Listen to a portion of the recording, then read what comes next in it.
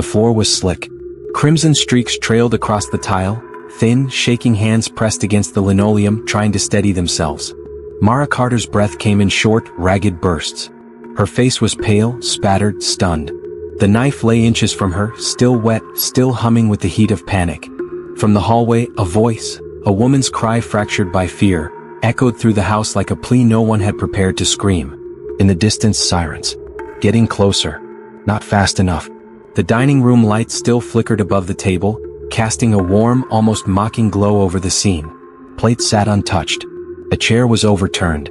Nothing about the room felt violent, yet everything had changed within it. One moment a family of 3 sat for dinner. The next only 2 would stand. Mara couldn't move. Not really. Not fully. Her body trembled, her legs numb. She was only aware of the coppery scent rising around her and the broken rhythm of her own heart, thudding like it wanted to escape her chest. This wasn't how it was supposed to end. She had warned him. What would you do if someone you trusted, someone meant to protect your child, became the reason they no longer felt safe in their own home? Would you notice the shift in their voice?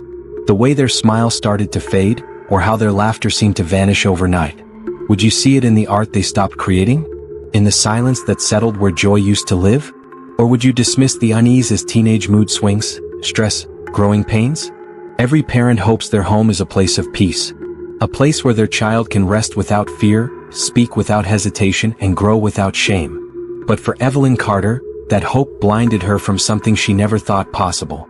And for Mara, it meant facing the kind of betrayal that doesn't just leave bruises, it reshapes everything you believe about love, trust, and safety. This isn't just a story about violence. It's about how affection can be twisted into control, how attention, when left unchecked, can become a weapon. Victor Hensley was never supposed to be a threat. He was supposed to be a second chance. Charming, attentive, and seemingly committed to building a new kind of family. To neighbors he was warm. To Evelyn he was stability. And to Mara he was supposed to be a stepfather. But over time boundaries began to bend. Conversations shifted. Innocent gestures lingered too long. And somewhere in that subtle descent the roles in their household changed, quietly, dangerously. What started as emotional overreach evolved into secrecy, manipulation, and fear. And by the time the truth began to surface, it was too tangled to ignore. Too painful to stay hidden. This story asks a question most people never want to face.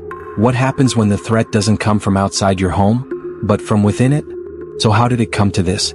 How did a quiet teenager, known more for her sketchbook than her voice, end up gripping a knife in her own kitchen, facing off against the man her mother once called a blessing? What signs were missed?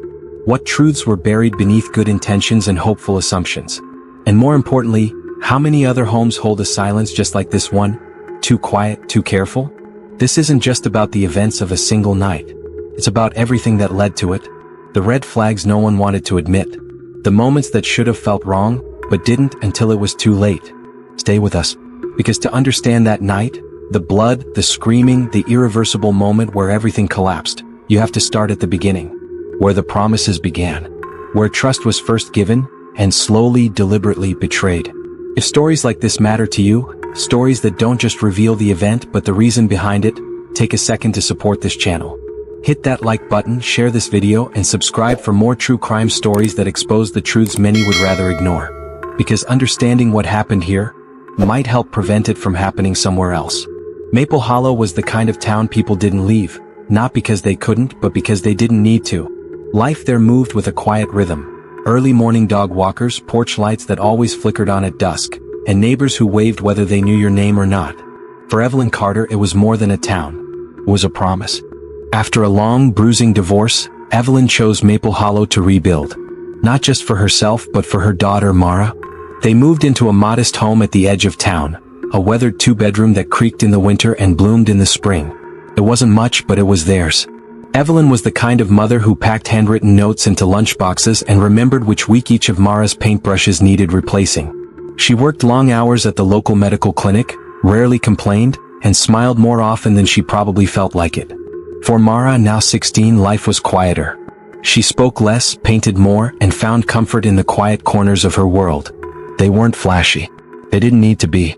For a time, that small, imperfect peace was enough. Victor Hensley arrived with perfect timing. He wasn't flashy, but he knew how to command a room, just enough warmth, just enough restraint. The kind of man who made eye contact when he spoke and asked questions that felt like they mattered. Evelyn met him through a mutual friend at the clinic. Divorced like her. No children but good with kids. He had a steady job at a logistics firm and spoke about rebuilding. His life, his habits, his sense of belonging. That word, rebuilding, struck a chord in Evelyn. It mirrored her own journey. In the early months, Victor showed up with small surprises. A new blender when the old one sputtered out. A homemade dinner on the nights she came home late. He asked about Mara's art and listened like he understood it. The way he settled into their lives felt so effortless, it was almost easy to forget he hadn't always been there. The neighbors liked him. He showed up to community cleanups, offered to mow the lawn of the elderly couple across the street, even coached a weekend youth league. People called him generous, dependable, a good man. For Evelyn he brought a kind of peace. He was the first person in a long time who didn't treat her like a cautionary tale. With Victor, she wasn't the woman who'd been through too much. She was just Evelyn. So when he suggested moving in, it felt less like a risk and more like progress. Mara never said much when Victor moved in. She wasn't openly rude. She wasn't thrilled either. At first she observed, quietly, cautiously. It was in her nature to study people before speaking. And with Victor, something never quite settled. He was polite, attentive, too attentive. He'd ask about her schoolwork, offer feedback on her paintings, linger a bit too long during casual conversations. Nothing she could clearly label as wrong. But the energy changed. His interest felt misplaced, not fatherly, not casual. Focused. And there was a kind of weight behind his compliments, like they came with a string she didn't know she was supposed to hold. It wasn't one moment. It was many. The time he tucked a strand of her hair behind her ear without asking. The way he'd comment on her outfits, phrases that sounded harmless until they didn't. Or the nights she caught him watching her a little too long before looking away. At first, Mara chalked it up to nerves. New dynamics. Adjusting. But as weeks passed, she started skipping meals, locking her bedroom door even when she was just reading, and sleeping with earbuds in, just to muffle the sound of footsteps moving through the hallway. She didn't tell her mother. Not because she didn't want to. Because she didn't know how to explain what she felt. Nothing had happened. Not really. But it was enough to keep her on edge. Enough to change the air in the house. And Evelyn, consumed with balancing work and love, missed the subtle shift. From the outside nothing seemed wrong. Evelyn smiled at neighborhood potlucks, Victor shook hands with confidence, and Mara kept her head down, quiet, polite, obedient. The house was clean, the bills were paid, and dinner was served on time. But inside, something essential had shifted. Mara began painting less. Her canvases, once vibrant with color and curiosity, grew darker. Abstract. Agitated. Evelyn assumed it was school stress. Teen moodiness. She'd ask if everything was okay and Mara would nod. That was enough for now. Victor, meanwhile, played the part flawlessly. Helpful. Supportive. Present. Always present. He made sure to compliment Evelyn just enough. Brought her coffee. Massaged her shoulders when she came home late. Made himself indispensable. And slowly the house grew quieter. Not peaceful, quiet. The kind that builds when truth has no room to speak. Everyone seemed to be getting what they wanted. Except Mara. Victor never pushed. At least, not in ways that were easy to name. His influence crept in quietly, casual questions, lingering conversations, the way he always seemed available when Evelyn wasn't. It began with schoolwork. He'd offer help with math, ask about English essays, suggest better ways to organize her notes. Harmless at first, useful even. Evelyn appreciated it. Victor had a calming way of explaining things. But Mara didn't need a tutor. What she needed was space. What she got was a shadow that stayed too close. In the evenings, he'd invite her to his study, just to talk, he'd say. A dimly lit room filled with dusty books and objects she didn't recognize. He made it feel like a retreat. He told stories about his life, childhood memories, moments of loneliness, missed opportunities. Always framed in a way that suggested she, of all people, could understand. You get it, don't you? He'd ask. You felt out of place too. At first, Mara nodded because it felt polite. Then because she started to believe it. Victor made her feel seen. But it wasn't clarity, just a carefully planted distortion. Every gesture, every compliment had a weight to it. Nothing ever crossed the obvious line. But something about the way he looked at her felt like an invitation she hadn't accepted, but couldn't refuse. The study became their meeting place. Not always planned. Sometimes she'd pass by and he'd gesture for her to come in. Other times he'd leave the door open just enough for it to feel like an invitation. He spoke to her differently than he did with Evelyn. Softer. More intimate. The kind of tone people reserve for someone they choose, not someone they're responsible for. "You're not like other girls your age," he'd say. "You actually listen. You actually care." The first time he said it, she didn't know what to do with it. The third time, she started wondering if maybe it was true. The conversations grew longer. He'd share things that felt too personal. Fights with his parents, stories about women who had used him, nights he felt abandoned. It was always framed as trust, as though he was letting her in because she was different. He began to refer to their bond as unique. Not romantic. Not parental. Just something nobody else would understand. But it came with conditions. Quiet ones. "Let's keep this between us," he'd say. "Your mom wouldn't get it. Not like you do." It didn't sound threatening. It sounded like loyalty. And loyalty, especially for a teenager searching for connection, can feel like safety. Mara started pulling back from her friends. Turned down invites. Answered fewer texts. Her world was getting smaller, but Victor made it feel like focus. Like clarity. What she didn't yet see was that the center of that focus was no longer her. It was him.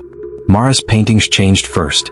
The delicate strokes that once filled her canvases, portraits, forests, colors that bloomed across the page, were replaced with dense, layered shapes. Shadows where faces used to be. Sharp angles, blurred outlines.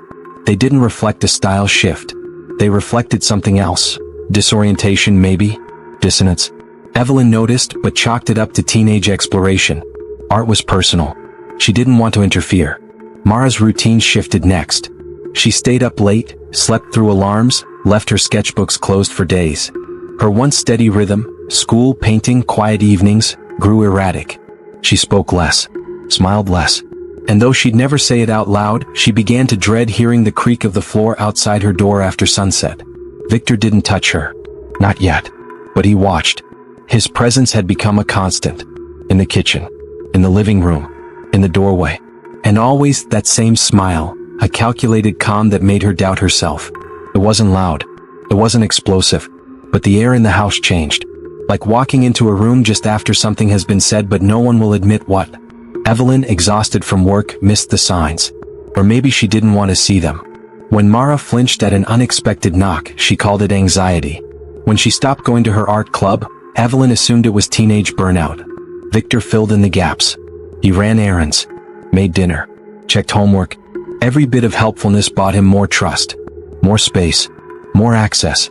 Mara didn't speak of what she felt, but it showed. In the way she shrank from conversations. In the forced laughter she used at the dinner table. In the tightening grip on her phone when Victor entered the room. The house hadn't changed. The walls were still the same. The furniture hadn't moved. But the feeling of home was gone. Tessa was the only person who didn't fade from Mara's life. They'd been friends since the 5th grade, bonded by quiet personalities and an unspoken agreement to look out for each other. Tessa wasn't loud, but she paid attention. And what she saw in Mara, over weeks then months, worried her. The changes weren't dramatic. That's what made them harder to explain. Mara laughed less, avoided eye contact, started turning down sleepovers, canceled plans last minute, and offered hollow excuses with a smile that didn't reach her eyes. One afternoon at the local cafe, Tessa finally said what no one else had. "You're not okay." Mara looked away, her hands trembling around a lukewarm mug. Her reply came too fast, too practiced. "I'm just tired." But the way her eyes darted toward the door, the way she checked her phone every few minutes, it told a different story. Tessa didn't push. She didn't need to. She listened. She asked soft questions. And when Mara hesitated too long before answering, Tessa made her own decision. Someone else needed to know. She reached out to one of their teachers, someone she trusted, someone who cared. It was a quiet move. No drama. Just a concerned student raising a flag others hadn't yet seen, or hadn't wanted to see. That one conversation planted the first seed of outside awareness. And though it would take time before the truth emerged, the silence around Mara had finally been broken. Outwardly, nothing had changed. Victor still brought flowers home on Fridays. He still kissed Evelyn on the cheek in front of neighbors. He still asked Mara how school was and congratulated her on passing grades, even when she hadn't mentioned the tests. Inside the house, though, every interaction felt rehearsed. Polite smiles. Measured words. A routine built on avoiding anything real. Mara moved through her days like a guest in her own home. She calculated her footsteps, timed her movements, and made sure never to be in the same room with Victor for longer than necessary. He noticed, of course, and that only made him more persistent. Less obvious, but more persistent. Evelyn didn't see the shift. Or maybe she did, but her mind was too full of bills, reports, and the fragile balance she thought she'd finally achieved. She clung to the peace she believed she'd earned, unwilling to consider that it might have come at a cost she hadn't recognized. And Victor? He was thriving. With Evelyn trusting him and Mara isolated, he had exactly what he wanted: control. Not over everything. Just enough.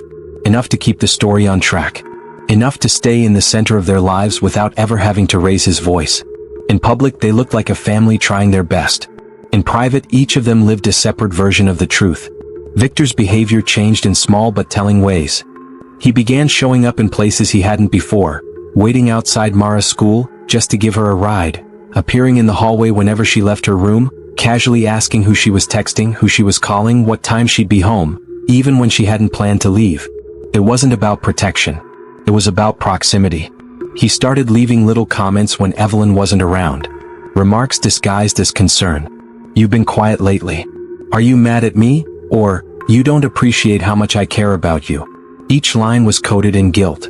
And every time Mara said nothing, every time she walked away without reacting, he took it as permission. He began pushing boundaries in ways that felt too casual to confront.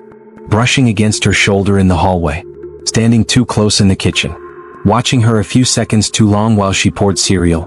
When Mara tried to reclaim space, spending more time in her room, avoiding the study, he adapted. He slipped notes under her door. He left her favorite snacks on her desk. Always with a message attached. Always a reminder that he hadn't gone anywhere. Evelyn, meanwhile, saw none of it. She believed Victor was stepping up. Helping. Being involved. She praised him for trying so hard to connect with Mara. Mara stopped correcting her. There wasn't a moment where it all flipped. Just a slow tilt. And by the time it became impossible to ignore, the imbalance was already deep. By late October, the weight of the silence had settled into every corner of the Carter home. Mara hardly ate dinner at the table. She answered questions with nods, retreated upstairs before conversations could start, and left early for school, even on days she didn't need to. Her presence had become a routine Victor was trying to interrupt, and Evelyn was trying to normalize. Victor had grown impatient. When Mara pulled away, he leaned in harder, emotionally, psychologically. He alternated between guilt and praise, affection and disappointment. "I thought we trusted each other," he'd say one day. "You've changed," he'd mutter the next. The mood at home became unstable. Evelyn found herself stuck between fatigue and confusion. Mara had become distant. Victor, oddly fixated on helping, had grown restless. But Evelyn still held to the belief that time would fix everything, that her daughter would come around, that Victor meant well, that love just needed room. It was easier to believe that than to confront the feeling in her chest she couldn't explain. One night, Mara overheard Victor on the phone. His voice was low, but the words were sharp. Not angry, defensive. Frustrated. "She's starting to act like she knows something." Mara stood frozen at the top of the stairs, listening to each word through the railing. She didn't know who he was speaking to. But for the first time she felt something stronger than confusion. She felt fear. The study had always been Victor's domain. Mara avoided it, until the night she couldn't. He'd left in a hurry, something about picking up a neighbor's son from baseball practice. Evelyn was working late. She wasn't looking for anything. At least that's what she told herself. She just needed to breathe in a space he hadn't already claimed. But when her eyes landed on the drawer beneath the bookshelf, one she'd never seen open, curiosity overrode caution. It wasn't locked. Inside were documents, sloppily stacked as if he thought no one would ever look. A few handwritten letters. Court papers. A folded restraining order with a woman's name she didn't recognize. She froze. One police report mentioned inappropriate contact with a minor. Another cited stalking. The same name appeared more than once, and at the bottom of each page there was his signature, clear, undeniable. She read every word. Then she read them again. By the time she closed the drawer, her hands were shaking. Not just from what she'd seen, but from what it confirmed. She hadn't imagined it. The discomfort. The pressure. The twisted connection he had tried to convince her was special. Now it had a history. She waited until the house was quiet. No distractions. No excuses. No turning away. Evelyn walked through the front door just after 9 p.m., tired, her shoulder bag slipping down her arm.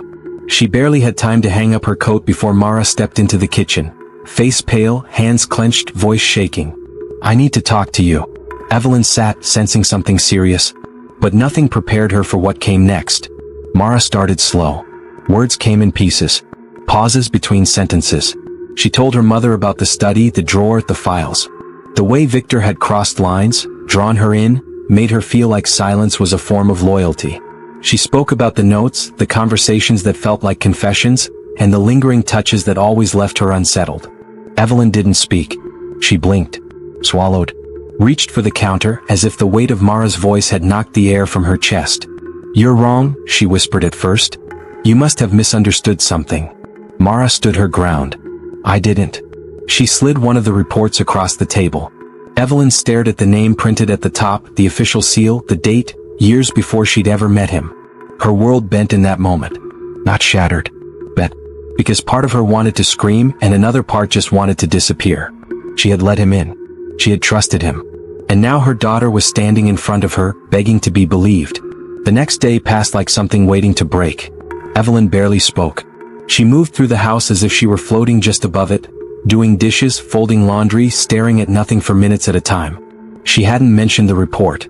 She hadn't brought up the drawer. She hadn't said Victor's name. Mara kept to her room, unsure whether silence meant denial or disbelief, or worse, agreement. Victor came home around 6 p.m., carrying a paper bag of groceries and talking about the weather. Evelyn greeted him like nothing had changed. Not cold.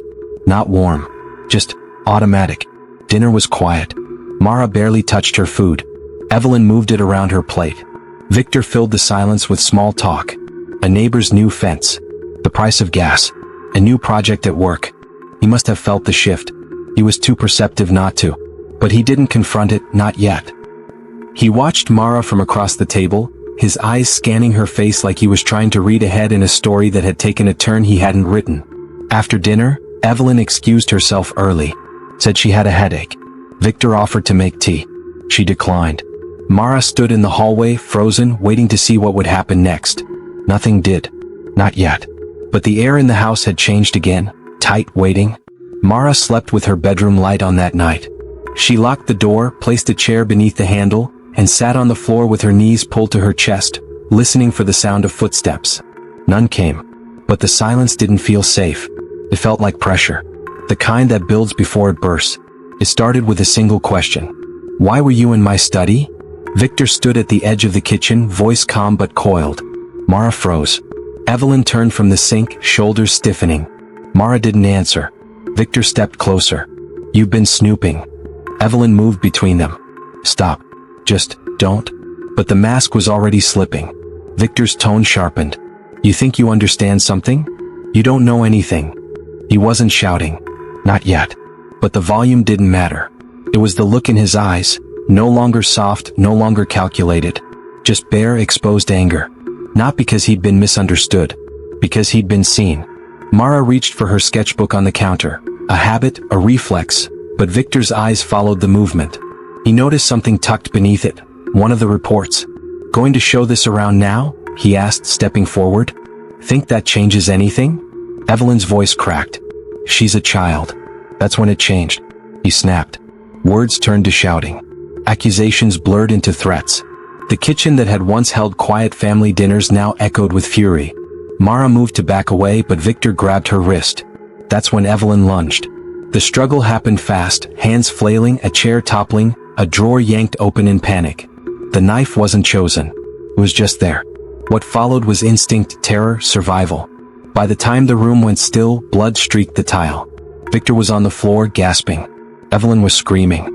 Mara stood frozen, the knife on the ground, her pulse so loud it drowned out her mother's voice. The front door burst open a minute later. Officer Marcus Bell stepped inside. And just like that, it was over. Not the pain. Not the story. Just the waiting. Detective Marcus Bell didn't need an address to recognize the house. Dispatch had mentioned a domestic disturbance. Screaming. Possible injury. But Maple Hollow wasn't known for calls like this. Especially not from a quiet street like Willow Avenue. When he stepped through the open front door, the scent hit him first. Metallic. Raw. The kind of smell that stayed in your nose long after the scene had been cleared. Victor lay crumpled on the kitchen floor, a widening pool beneath him. His breathing was shallow, his hands twitching at his sides. Evelyn was crouched over Mara, arms wrapped tightly around her daughter's shoulders, both of them locked in a kind of paralysis that only follows shock. No one moved until Marcus spoke. "Is anyone else in the house?" Evelyn shook her head. Her mouth opened, but no words came. Mara looked up, eyes red, face expressionless. She wasn't crying. Not yet. Just staring. Still clutching the hem of her mother's shirt like she was holding on to the last thing keeping her grounded. Officers behind Marcus began securing the area. Paramedics rushed to Victor. Marcus didn't ask what happened. Not yet. He could see it written all over the room, the panic, the resistance, the irreversible act. He knelt beside Mara. "You're safe," he said softly. "No one's going to hurt you now." It was a simple sentence. But it was the first thing that made Mara's shoulders fall, even slightly. Mara didn't remember the questions. Just the voices. Calm, clinical tones asking for details she hadn't processed. Her hands were wiped clean, but she could still feel the warmth on them.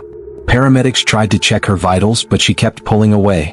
Not violently, just numb, detached. She wasn't in her body. She was watching herself from a distance. Evelyn sat on the edge of the couch, elbows on her knees, head buried in her hands. She'd stopped crying. Not because the pain had passed, but because it had grown too heavy to carry through tears. Victor had been taken away by then, still breathing but barely. The gurney rolled out the door, followed by silence so sharp it felt like a scream no one wanted to hear. Detective Bell pulled up a chair across from Evelyn. No notepad yet. Just a presence. Was there a threat tonight? Evelyn looked up. Her lips moved before her voice caught up. He grabbed her. Bell nodded. Did she have a weapon when it started? Evelyn's eyes glazed over. No. He did. It wasn't dramatic. There was no spotlight moment, no sudden burst of clarity. Just quiet truth delivered between shallow breaths. Down the hall, another officer was trying gently to coax Mara into a statement. She didn't speak. She just pointed, first to the floor where it happened, then to her chest. The officer nodded. That's enough for now. Outside, a small group of neighbors had gathered. Lights flickered across driveways. Cameras recorded from porches. Everyone watching. No one speaking. Inside, Mara sat wrapped in a blanket too thin to make her feel safe.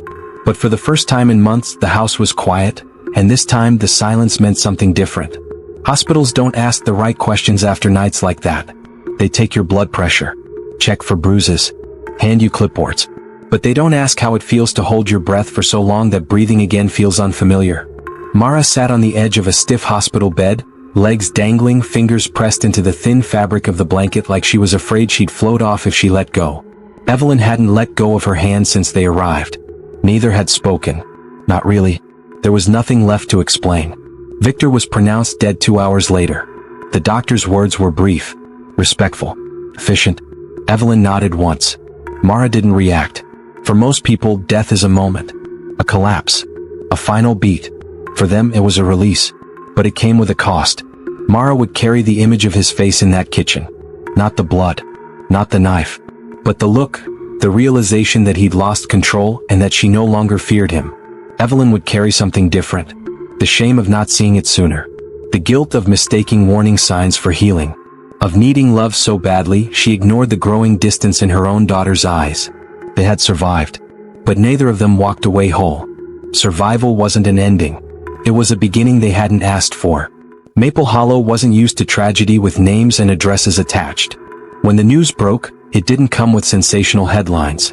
Just facts. One dead, one injured, one family shattered.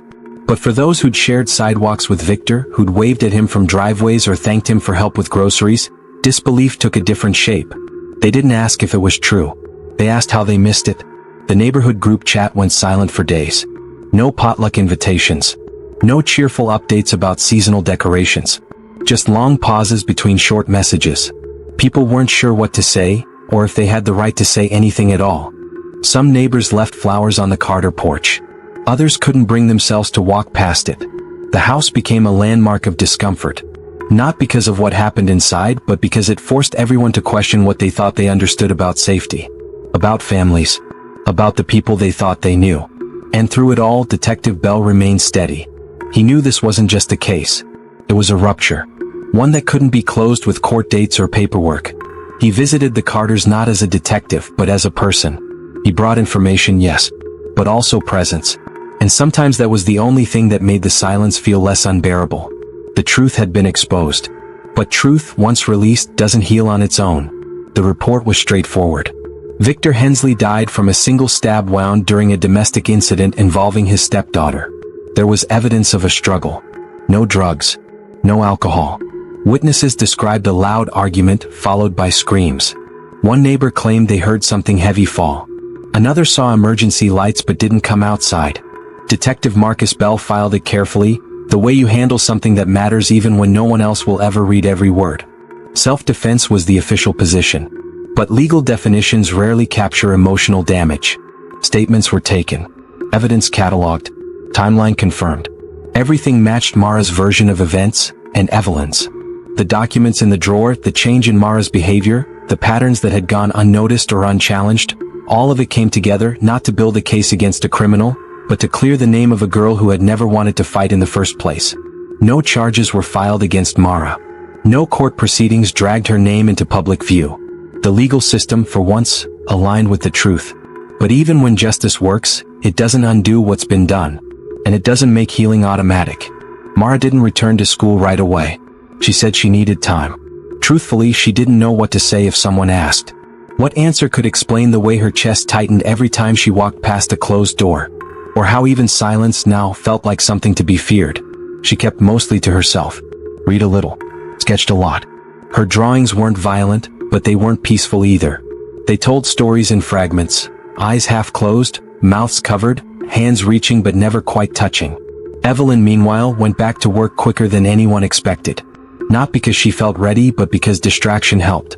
At least for a few hours each day, she could pretend life still had structure. That routine still meant something. But at home, the silence between her and Mara was different. Not cold, just careful. Like they were both afraid that speaking too freely might pull loose the one thread still holding everything in place. Evelyn had nightmares. Mara did too. Neither talked about them. And though Victor was gone, his shadow lingered, in the unspoken questions, in the quiet apologies that never quite formed. They both survived that night. But survival came with questions they hadn't yet figured out how to ask, let alone answer. The first time Evelyn spoke publicly, it wasn't at a rally or a press conference. It was in a folding chair at a town hall meeting, half empty, barely advertised, mostly attended by people who just wanted potholes fixed. But when the floor opened for community concerns, she stood. She didn't read from notes. She didn't cry.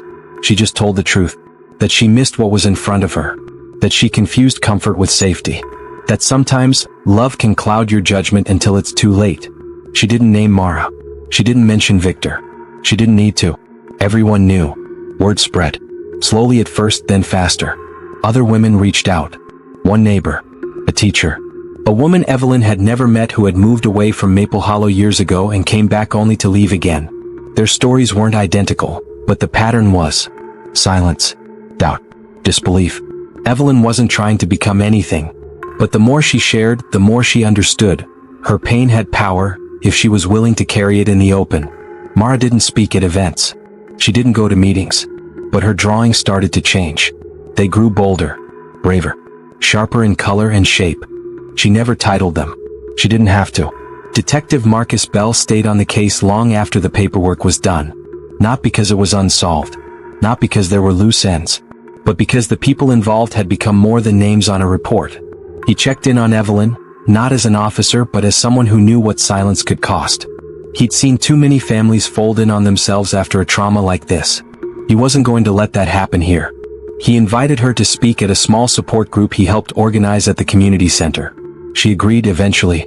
Not because she wanted attention but because the words had started building up again, and this time she knew what holding them in could do. Others began sharing. Slowly. Cautiously. The room became a space for things people didn't say anywhere else. Marcus didn't speak much during the meetings. He didn't have to. His presence alone reminded people that someone was listening, not to respond but to witness. And in a town that had always preferred comfort over confrontation, that kind of presence was beginning to matter. Mara didn't speak at the support group. She never stood at a podium. Never gave an interview. But her sketchbook was always with her, even when she didn't seem to be drawing. Months passed before anyone saw what she'd been working on. It started with a single painting, displayed at a small student exhibition in a borrowed space at the library. A woman with her back turned, standing in front of a closed door. No face. No title. Just color and tension and stillness. People stopped. Looked closer. Some asked who made it. Others didn't have to. She didn't explain the work. She didn't need to. But she kept creating. More paintings followed. Then mixed media. Then large format pieces that turned walls into windows of grief, strength, and recovery. Her work was featured at a gallery in a nearby city. Then two. Then more. She never gave interviews. But she let the pieces speak. Some were dark. Some weren't. But every one of them felt like something she needed to say. And for those who had lived through something similar, something unspoken, it felt like being seen without having to explain. She had found her language. And she used it without asking permission. Maple Hollow didn't change overnight. There were still quiet streets. Still familiar faces at the grocery store. But something had shifted. Conversations that once stopped short now lingered longer. Questions that were once avoided began to surface. People noticed things more. The community center added new programs, support for teens, parenting workshops, survivor outreach. Not everyone attended, but the chairs were no longer empty. Schools brought in counselors for regular visits, not just crisis response. Teachers started asking different questions, gentler, more open-ended. And though no one said it directly, everyone knew what had started the shift. The Carter story didn't become folklore. It didn't need to. It became a mirror. One that made people look harder at their own homes, their own assumptions, their own silences. Evelyn kept speaking. Not out of obligation but out of understanding. Every time she told the truth, someone else felt brave enough to tell theirs. Mara kept painting. And somewhere between gallery walls and quiet nights in her bedroom, she stopped painting only for herself. She started painting for others. Maple Hollow hadn't been rebuilt, but it had begun to listen. Not every story ends in justice. Not every truth is spoken in time. But in the Carter home, truth did come forward. Messy, late, and costly, but undeniable. And from that truth came something rare. Change. Change in how a mother listens. How a daughter speaks. How a community learns to protect its most vulnerable. Not just with words, but with action. This wasn't just a story about a family. It was a story about what happens when we stop pretending not to see. When we choose to act. When we decide that silence isn't safer. Some scars never fade. But neither does courage. This channel tells real stories with real lessons. If you found value here, subscribe and turn on notifications. We have more stories that matter coming soon.